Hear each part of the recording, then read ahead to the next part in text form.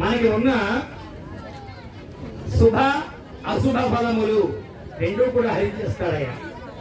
ఎందుకంటే మనం బ్యాంకుకి వెళ్ళాలి అంటే మైనస్ బ్యాలెన్స్ ఉండాలి లేదా ప్లస్ బ్యాలెన్స్ ఉండాలి. రెండు ఆయన తీసుకుంటాడు. మనకి దేనితోటి పని లేదు. మన దగ్గర పుణ్యము ఉంది అనుభవించడం కోసం, మరలా సుఖభోగాలు అనుభవించడం కోసం ఈ శరీరం కావాలి. పాపం ఉంది ఆ కర్మ అనుభవించడం కోసం శరీరం కావాలి. మీ దగ్గర పుణ్యము జీరో, పాపము జీరో. ఆ రెండు జీరో చేసిన తర్వాత ఇక మిగిలినది శాశ్వత ఆనందము.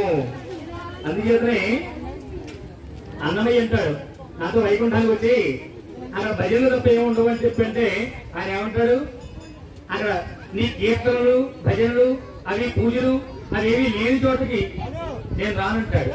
అక్కడ ఏముంటుంది, ఏం చేయక్కర్లేదు అంటాడు విష్ణుమూర్తి. అవి ఏమీ లేని చోటకి నేను రానంటాడు. అందుచేత వైకుంఠానికి ఎప్పుడైతే మనం చేరుకున్నామో కర్మ చేయవలసిన అవకాశము గాని అవసరము గాని ఉండదు. అందుచేత మనం సూర్యమండల పర్యంతం చెప్పుకుని వారికి శాశ్వత శ్రీహరిలోకే నివాస సిద్ధ్యర్థం ఈ పితృదేవతలను తల్లి కూడా ఉద్ధరించడం కోసం మనం చేసిన సంకల్పము. మా జోమండల పర్యంతం సర్వ